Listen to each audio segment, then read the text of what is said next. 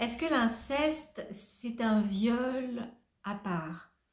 Est-ce que ça doit faire l'objet d'une infraction spécifique? J'en en parle aujourd'hui dans cette vidéo un peu improvisée, hein. Je vous rappelle que vous pouvez poursuivre avec moi le dialogue dans les commentaires. J'ai grand plaisir à échanger avec vous par ce biais-là où on peut poursuivre ensemble le dialogue.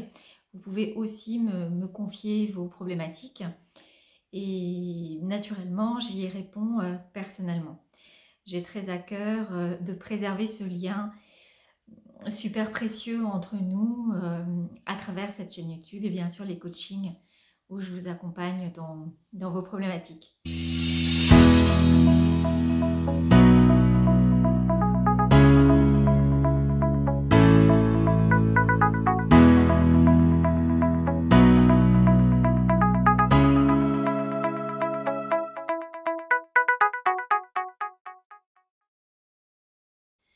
Donc ce matin, évidemment, en lien avec l'actualité, j'ai écouté les informations. Donc moi, je suis plutôt radio et plutôt presse écrite. Et puis, j'entendais ce débat en lien avec le livre, bien sûr, de Camille Kouchner, concernant l'inceste, avec le nouveau hashtag MeTooInceste. Et ce débat qu'il y avait sur l'infraction spécifique que peut constituer un inceste. Donc, j'avais envie d'échanger avec vous de façon un peu improvisée sur ce sujet. Ça rejoint deux vidéos que j'ai tournées il y a quelques semaines qui ne sont pas encore parues sur la chaîne concernant justement les viols dont j'ai été victime enfant et cette problématique de l'inceste que je connais bien et comment il est possible de se reconstruire, parce qu'en fait mon but ça a toujours été de trouver des solutions pour aller de l'avant et que finalement l'histoire elle se termine bien dans le sens où être victime d'une agression sexuelle, d'une agression physique, d'agressions physiques aussi qui peuvent être liées, par exemple des coups, d'agression psychologique avec toute la manipulation qui est autour. Voilà, comment faire pour s'en sortir et pour être heureux malgré tout. Évidemment, j'ai été très marquée par le conte de Peau d'âne qui vraiment m'a aidée. C'est quand même un fil conducteur. On voit que cette problématique de l'inceste, elle ne date pas d'hier, évidemment, et qu'elle a toujours été très présente dans les familles. Et qu'elle a toujours été aussi couverte par certaines familles, par le poids du secret, par le poids de tradition, par le fait que pour certaines personnes c'était presque normal, un peu comme le devoir conjugal en fait finalement, hein.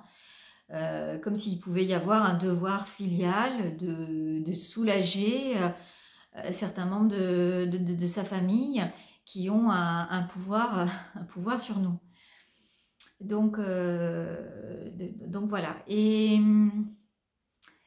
ce que j'avais envie de partager avec vous, c'est ce sentiment au-delà d'un débat public, c'est ce témoignage personnel qui est de considérer effectivement que l'inceste, c'est une agression sexuelle spécifique parce que elle est complètement déstructurante à la base, puisqu'elle est faite par des personnes qui ont une autorité dans la famille et qui en général ont une autorité, à l'exception peut-être d'un viol qui est commis par un frère ou une sœur, parce qu'il peut y avoir cette notion a priori d'égalité, mais d'égalité dans la famille. Mais bon, en général, les viols sont commis par des membres de la famille qui justement ont un pouvoir et qui contribuent à l'éducation et qui sont donc là en principe pour vous apprendre la vie et qui en même temps la déstructure complètement à la base. C'est là où il y a vraiment cette double violence qui existe, parce que ça crée un frein à l'autonomie affective, puisqu'il y a toujours cette sensation de mal faire, d'être soumis au pouvoir de quelqu'un d'autre. Heureusement, il existe des moyens de s'en sortir, d'être vraiment heureuse et heureux dans sa vie, puisque les agressions sexuelles, elles touchent tant les femmes que les hommes en tant que victimes. Et donc voilà, il y a des agresseurs des deux sexes, il y a aussi des femmes qui, bon moi ça a été mon cas, des femmes qui connaissent le viol que leur conjoint fait, et qui vont le couvrir. Et ça, pour moi, ça a été une violence encore supplémentaire, c'est-à-dire cette trahison aussi de femmes qui ne sont pas solidaires et qui devraient aussi protéger et qui ne le font pas. C'est pour ça que j'avais fait cette vidéo Violer enfant et hyper heureuse aujourd'hui. Et c'est vraiment une réalité pour moi au quotidien. Parce que voilà, j'ai maintenant cette joie de vivre qui est encore plus forte, cette joie de vivre, de construire à la fois mes rêves sur le plan professionnel, mais aussi d'avoir des moments formidables de famille, d'avoir une vie amoureuse qui me rend pleinement heureuse. Qui, même si elle est pas évidente, hein, comme tout le monde, j'ai eu des hauts et des bas, j'ai eu plusieurs vies amoureuses à cause justement de ce qui m'est arrivé enfant, parce que voilà, j'avais du mal à me situer vis-à-vis des hommes, que j'avais du mal à faire confiance, même quand j'étais amoureuse et même quand j'étais aimée, donc une espèce d'autodestruction finalement, parfois des mauvais choix évidemment.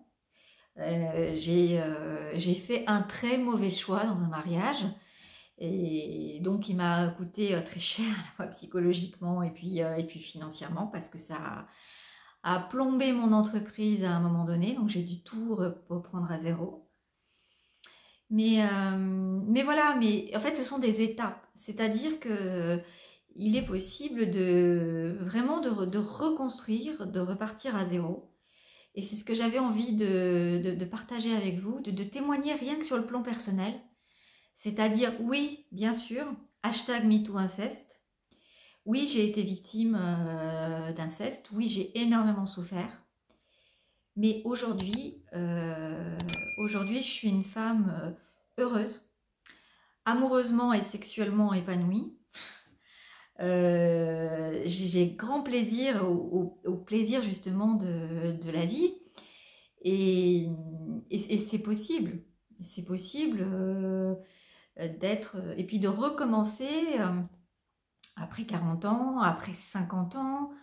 Moi j'ai ma grand-mère qui s'est remariée à l'âge de 65 ans, j'ai été témoin à son mariage quand j'avais 18 ans. C'est quand même super fort en fait de se dire que ben voilà, maintenant elle en a 95. Donc une vie avec son conjoint, son deuxième conjoint, une deuxième vie. Bon, elle n'avait pas du tout été victime de violence, c'est pas le même contexte, mais je veux dire par là que elle a fait un remariage à 65 ans, et puis et voilà, elle est repartie après un veuvage de plusieurs années sur une nouvelle histoire avec un monsieur qui était veuf lui aussi. Et après une vie qui n'a pas été facile aussi pour l'un et pour l'autre. Et donc, voilà, c'est possible de recommencer. L'intérêt pour moi, d'un débat comme celui qui s'ouvre, c'est-à-dire vraiment où il y a, grâce à ce livre de Camille Kouchner, une nouvelle ligne qui arrive, où il y a un élan, un émoi, une mobilisation hyper forte. Le grand intérêt, c'est non seulement de sortir du silence, de savoir comment parler dans son contexte familial, parce que parler, oui, mais parler comment pour que ça fasse avancer les choses. Si c'est parler pour que ça fragilise encore plus, pour que ça fasse exploser encore plus, voilà, ça pose question. Donc, comment parler et à quel moment parler? Et ça, justement, ça fera l'objet de plusieurs vidéos. Donc, c'est pour ça que je vous demande vraiment de vous abonner à la chaîne, de cliquer sur l'onglet des notifications, que j'insiste toujours dans ces vidéos parce que on avance ensemble. On construit ça ensemble au fur et à mesure de l'actualité à notre échelle à nous.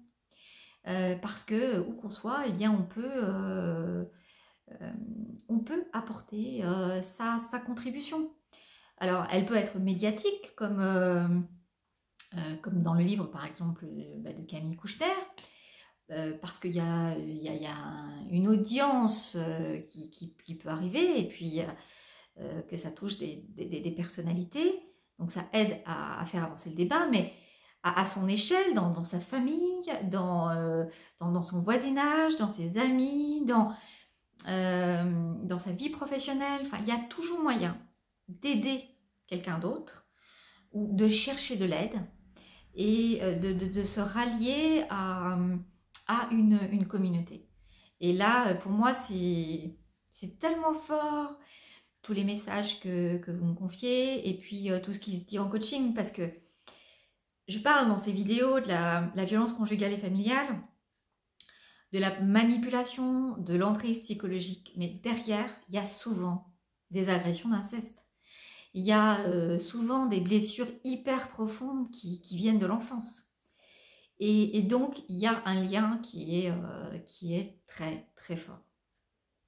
Je vous encourage ainsi à me contacter. J'ai aussi un groupe d'entraide, donc vous trouverez les coordonnées plus bas.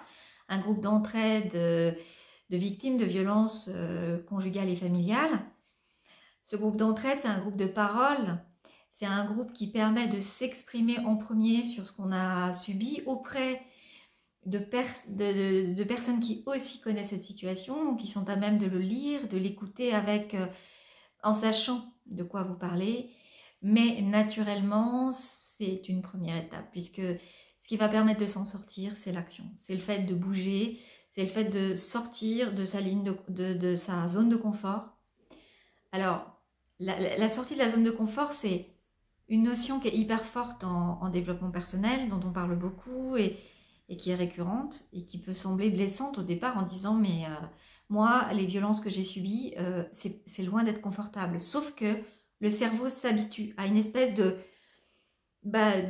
zone dans laquelle il est et franchir cette zone, et pour le cerveau, parfois, ça peut être encore plus difficile. Et c'est pour ça que les neurosciences sont très puissantes pour aider à en sortir. Et que moi, je me suis vraiment intéressée à la programmation neurolinguistique, aux neurosciences, aux techniques d'apprentissage, de mémorisation, tout ce qui peut aider à aller de l'avant et puis à s'en sortir. Donc voilà, le groupe d'entraide, c'est une première étape. Et après, voilà, c'est important de se former, de se faire accompagner. Moi, j'ai été accompagnée, hein, j'en serais jamais sortie toute seule, naturellement. Mais ce que j'ai fait toute seule, c'est la décision d'aller vers d'autres personnes qui s'en sont sorties, qui savaient comment ça marche, qui avaient des outils qui étaient puissants. Et voilà, et ça, c'est à votre portée aussi. Je vous remercie de vous abonner à la chaîne, pour tout ce que vous pourrez faire aussi pour aider les personnes qui sont autour de vous à votre tour et à accorder de l'attention, de votre temps, de faire de votre mieux et puis aussi de décider de faire de votre mieux pour vous en sortir. Je vous embrasse bien fort. Prenez bien soin de vous et puis je vous dis à bientôt pour une prochaine vidéo.